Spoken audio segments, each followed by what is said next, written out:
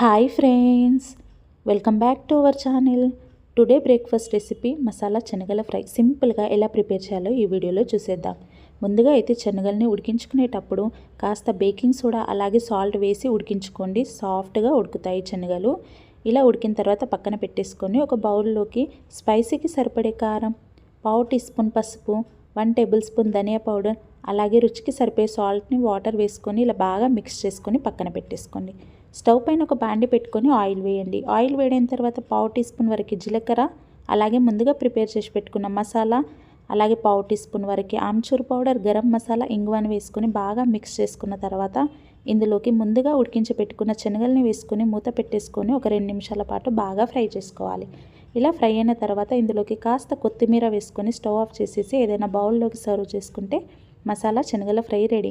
ఈ వీడియో మీకు ఫుల్గా కావాలనుకుంటే నా యూట్యూబ్ ఛానల్కి వెళ్ళి వీడియో అయితే చూసేయండి. Thank you for watching.